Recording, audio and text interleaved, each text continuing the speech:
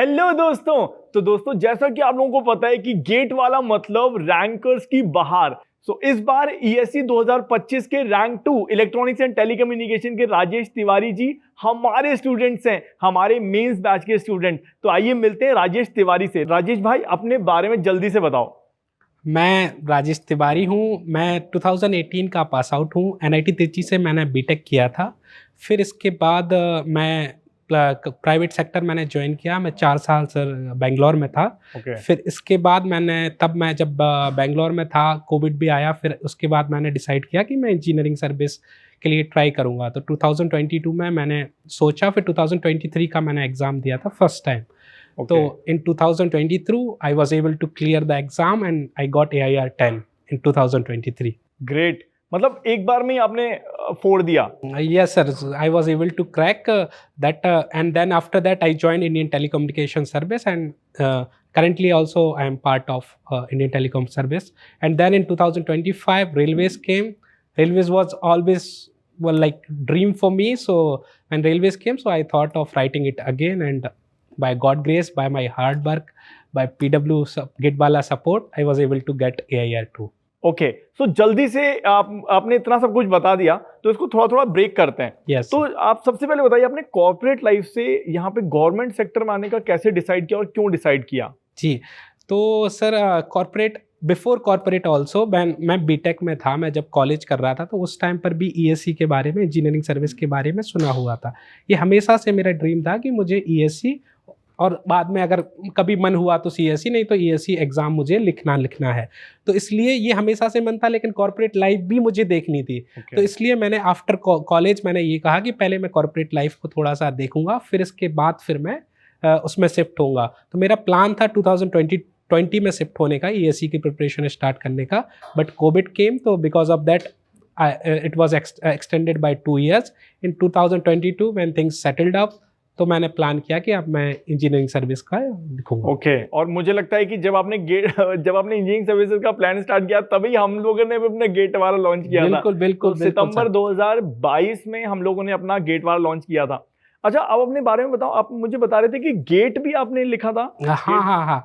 तो गेट मैंने 2023 का ही गेट लिखा था। तो उसमें मेरी 81 रैंक थी। उसमें भी सेम था कि मैं यूट्यूब को फॉलो कर लेता था। गेट वाला आपने जैसे बोला लॉन्च हुआ था, तो वहाँ पे विशाल सोनी सर के लेक्चर्स थे, कंट्रोल सिस्टम के मैंने उनके बहुत फॉलो किए हैं।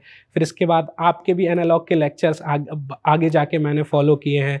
तो ये था कि एक बेसिक सेटअप करने के लिए गेट के सारे सब्जेक्ट्स वहाँ से हो गए थे। बाकी कॉलेज से भी बैकग्राउंड तो बना हुआ ही था, तो वो सब कंपाइल होके जब मैं कॉर्पोरेट से छोड़ रहा था, तो ये था कि एज अ बैकअप ऑप्शन मैंने गेट को प्रेफर किया था। तो मैंने पहले गेट लिखा, तो गेट में 81 रैंक आया। फिर इसके बाद इंजीनियरिंग सर्विस का क्या है, 3 स्टेज एग्जाम है, तो टाइम टेकिंग प्रोसेस रहता है। तो पहले प्री लिखो, you have to be very patient for writing that exam. तो पहले मैंने गेट लिखा कि इससे पीएसयूज वाले ऑप्शन खुल जाएंगे और एक जॉब वाली, अब क्योंकि आप कॉर्पोरेट छोड़ रहे हैं तो ये हमेशा रहता है कि कोई जॉब हैंड में रहनी चाहिए। तो इसलिए मैंने गेट लिखा। गेट में मेरा 81 रैंक आया। फिर इसके बाद फिर ईएससी लिखा, तो उसका प्री दिया, मेंस दिया, इंटरव्यू दिया, और फिर इसके बाद फिर उसमें मेरा AIR 10 था। तो अगर हम सम अप करें तो मेरे ख्याल से आप जो कहना चाहते हो वो ये है कि कॉलेज का बेस बहुत जरूरी होता है। बहुत जरूरी होता है। और उसके बाद बस अगर आप थोड़ा सा गाइडेंस कहीं से अच्छी जगह से ले लेते हो, तो आपका गेट भी आराम से निकल जाएगा, और गेट के साथ साथ ईएससी भी आराम से निकल सकता है। जी सर, इस बारे में मैं ये बोलना चाहूँगा कि जो आप सेमेस्टर में पढ़ते हैं, तो मोस्टली आप वही पढ़ते हैं। कोचिंग आपको क्या है, एक टाइप से सपोर्ट करता है, क्योंकि एक बुक है तो उसमें 300 पेजेस होंगे, तो आप पूरा 300 पेज पढ़ेंगे, वो एक टाइप से वास्ट है। मतलब तो मैं एक स्पेसिफिक नहीं जा रहे। कोचिंग क्या कर देता है, उस चीज़ को बहुत कंसाइज कर देता है। कम टाइम में आप ज़्यादा आउटपुट ले पाते हो, तो ये एडवांटेज होता है। मैंने भी बहुत सारे सब्जेक्ट्स यूट्यूब के थ्रू वैसे कवर अप किए हैं, जो कि मुझे कुछ सब्जेक्ट्स ऐसे थे जो मेरे लिए भी नए थे। जैसे गेट के सब्जेक्ट्स हैं, वो आप कॉलेज में भी पढ़ते हैं, बट कुछ सब्जेक्ट इंजीनियरिंग सर्विस के सर ऐसे हैं जो कि नहीं रहते हैं, तो उसके लिए आपको एड ऑन करना पड़ता है। जैसे जीएस के लिए आपको अलग से पढ़ाई करनी पड़ती है। ऑनलाइन रिसोर्सेज बहुत कुछ अवेलेबल है, तो उनका आप लोग यूज़ कर लेते हैं। बट ये है कि अगर आप गेट के सब्जेक्ट्स भी कवर अप करते हैं, तो उससे भी आपका 60 to 70% कवर हो जाता है। फिर एड ऑन के लिए आप ऑनलाइन रिसोर्सेज यूज़ कर लीजिए, या फिर अब तो गेट वाला भी है या और भी मटेरियल अवेलेबल है, तो उसको यूज़ कीजिए, आपका कवर्ड अप हो जाएगा। सो कहने का मतलब ये है कि अगर आप कॉलेज में अच्छे से पढ़ते हो और गेट की तैयारी कर लेते हो, और गेट और ईएससी साथ में किया जा सकता है, बिल्कुल किया जा सकता है, डायलेमा में रहते हैं, बिल्कुल किया जा सकता है। जैसे कि आप सर मेंस के भी क्वेश्चन देखो तो वो किससे आते हैं, एनालॉग से आते हैं, कंट्रोल से आते हैं, और वही स्टैटिक वही पैटर्न के क्वेश्चन है, उसमें कुछ अलग से आता है, या फिर नेटवर्क के आएंगे तो वही क्वेश्चन है, गेट में वो शॉर्ट में पूछ लेता है, उसका वो डिटेल डेरिवेशन हो जाता है। तो मोर और लेस चीज तो वही है, बस करने का नजरिया मतलब तरीका बदल जाता है। जैसे प्री का अपना अटेंड करने का तरीका अलग है, मेंस का अटेंड, ऐसे गेट का भी अटेंड है, लेकिन आप वो सब्जेक्ट्स पढ़ेंगे तो आपको एडवांटेज रहेगा उस चीज। ओके, तो अगर हम ब्रेक करें इसको, जैसे प्री के लिए आप कुछ स्पेसिफिकली बताइए कि प्री जो होता है उसमें हमारे टेक्निकल सब्जेक्ट भी होते हैं और नॉन टेक भी होता है, जीएस का पेपर होता है पूरा का पूरा, 10 सब्जेक्ट्स हैं उसके अंदर, तो वो कैसे आपने कवर किया, थोड़ा शॉर्ट में जल्दी से बताइए। पहली चीज तो सर जीएस वाले सब्जेक्ट में सबसे बड़ा वेटेज होता है मैथ और एप्टी का, अराउंड 20 to 25% वो वेटेज लेके रखता है। हम लोग इंजीनियर हैं तो मैथ और एप्टी में बिल्कुल होना चाहिए, और उसमें थोड़ा सा प्रैक्टिस ओवर कर लो तो आप 80 to 90% एक्यूरेसी कर सकते हैं। फिर इसके बाद है हम है इलेक्ट्रॉनिक्स फील्ड से, तो सर एक तो आईसीटी वाला रहता है, उसमें अपन लोग मोस्टली 70 to 80% तो हम पढ़ते ही हैं, 20% आप करंट अफेयर और जो भी करंट में चल रही है तो उससे आप कवर अप कर सकते हैं। फिर इसके बाद दूसरा आता है मटेरियल साइंस, वो तो आप हम पढ़ते ही हैं, अगर आप इंजीनियरिंग सर्विस लिख रहे हैं तो आपको मटेरियल साइंस पढ़ना ही पड़ेगा। तो वो मटेरियल साइंस आप जो पढ़ते हैं वो भी, जैसे अभी इस बार के भी मटेरियल साइंस के इलेक्ट्रॉनिक्स ओरिएंटेड बहुत ज्यादा क्वेश्चन थे प्री में, तो वो उसका बहुत एडवांटेज होता है। तो ये 4 सब्जेक्ट तो ऐसे हैं जिन पे आपकी कमांड होनी चाहिए, और बाकी कुछ ऐसे सब्जेक्ट्स हैं जो सिविल मैकेनिकल ओरिएंटेड रहते हैं, उनको आप अगर छोड़ भी दो तो उससे कोई डिसएडवांटेज नहीं है कि आप सोचो, क्योंकि यूपीएससी में कोई 200 में से 200 मार्क्स लाके सफल नहीं होता, आपको 50% मार्क्स भी लाए तो आप टॉपर हैं, टॉपर ही है। मतलब जीएस पेपर 1 का स्ट्रेटजी ये होना चाहिए कि अगर आप इलेक्ट्रॉनिक्स इलेक्ट्रिकल के हो तो मटेरियल साइंस कर लो, आईसीटी कर लो, एनवायरनमेंट कर लो, थोड़ा सा एथिक्स कर लो, थोड़ा सा एप्टी मैथ्स बहुत डिटेल में जाओगे तो फिर परेशान हो जाओगे और टाइम भी बहुत जाएगा। इससे अच्छा ये है टेक्निकल पर ज्यादा फोकस करो। ये 5 से 6 सब्जेक्ट ऐसे हैं जिन पर ध्यान दोगे हो भी जाएगा। इलेक्ट्रॉनिक्स बैकग्राउंड वालों को कोई दिक्कत नहीं होगी कि एकदम अलग से तुम्हें मैप पढ़ना पड़ रहा है ज्योग्राफी का, वैसा कोई इतना हार्ड एंड फास्ट रूल नहीं है, आराम से समझ में आएगा और स्कोरिंग भी है। एग्जैक्टली जी सर। और अगर हम ऑब्जेक्टिव की बात करें तो मेरे ख्याल से अगर हम गेट की तैयारी, क्योंकि मैं हमेशा ये बोलता हूँ कि अगर हम गेट की तैयारी कर लेते हो तो ऑब्जेक्टिव वाला पार्ट आराम से कवर किया जा सकता है, और कॉलेज का बेस हो, थोड़ी सी अच्छी गाइडेंस मिल जाए, गेट निकल जाएगा और ऑब्जेक्टिव वाला पार्ट आराम से डन हो जाएगा। ये कितना सच है? ये सर बिल्कुल सच है, क्योंकि प्रीलिम्स में भी जैसे गेट का है, ऑब्जेक्टिव गेट का थोड़ा टफर साइड होता है, इंजीनियरिंग का तो आप ऑप्शन से भी एलिमिनेट कर सकते हो। तो आपके पास अगर नॉलेज है जो आप गेट में एक्वायर करते हैं तो उसको ऐड ऑन करके आप आराम से प्रीलिम्स का लिख सकते हो, और इवन गेट का भी तुम क्वेश्चन सॉल्व करते हो तो उसको प्रॉपर स्टेप बाय स्टेप नहीं लिखते हो, बट रफली तो वो करते ही हो, तो वो मेंस भी एक टाइप से हो ही जाता है, बस उसको तुम्हें ऑर्गेनाइज्ड वे में लिखना पड़ता है। बट जब भी सॉल्व करते हो तो एक स्टेप तो रखते ही हो, जैसे कोई भी कर रहे हो, कुछ भी इक्वेशन आप बनाते ही हो, बट वो रफली बनाते हो। वही चीज जब मेंस में लगोगे तो फेयर में करना है, तो बात तो वही है, क्वेश्चन तो वही है, बस करने का तरीका बदल जाता है। तो अगर किसी का जीएस निकल गया, पेपर 1 हो गया और हमारा ऑब्जेक्टिव पेपर हो गया, तो मेंस में लिए क्या क्या करना चाहिए जिससे मेंस में फोड़ सके इंसान?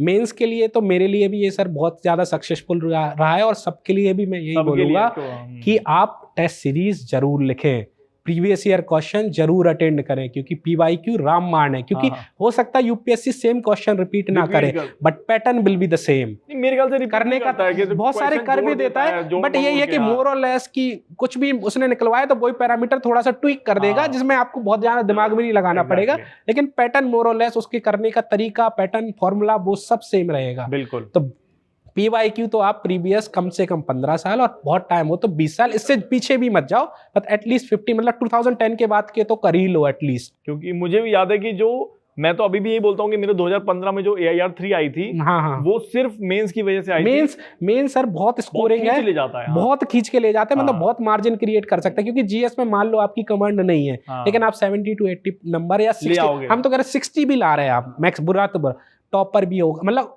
कोई भी होगा ना 90-100 से ज्यादा वाला नहीं होगा, और जो 100+ होगा उसके टेक्निकल में डाउन होंगे, है ना। तो वो चीज उसकी टेंशन मत लें कि आप जीएस की वजह से पीछे हो जाएंगे। आपके पास एक तो 300 का टेक्निकल प्री में है, फिर उसके बाद 600 का अलग से है, तो भाई मेन तो 900 मार्क्स तो यहाँ टेक्निकल से ही आ रहे हैं। 200 में मान लो तुमने 20-30 नंबर कर भी दिए, छोड़ भी दिए, तो उसका उससे कुछ फर्क नहीं पड़ेगा, बट मेंस में आपने एक क्वेश्चन भी गलत कर दिया ना तो बहुत बड़ा गए।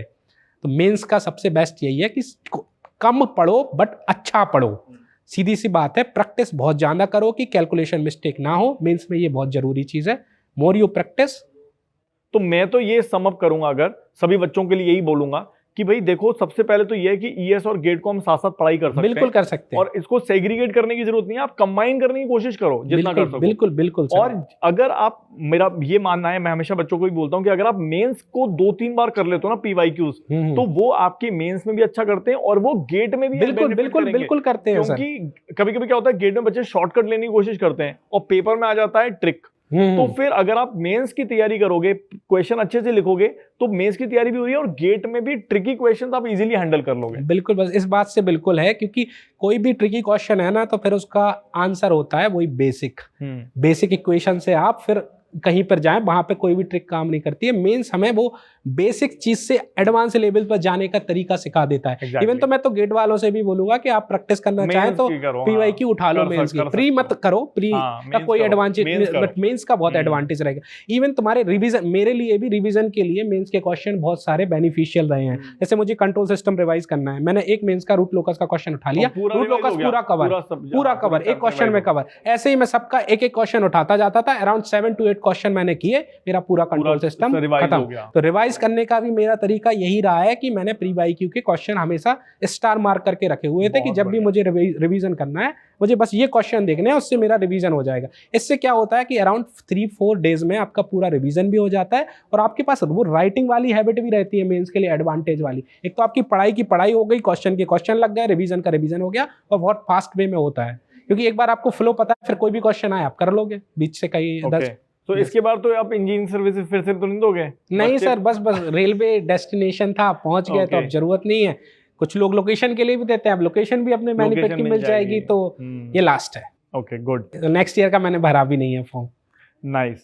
सो दोस्तों, अगर आप हमारे भाई की बातें सुनोगे तो आपको ये सम अप करने को मिलेगा, ये बातें सीखने को मिलेंगी कि आपको जीएस पेपर की टेंशन ज़्यादा नहीं लेनी है, 60-70 नंबर उसमें ले आओ।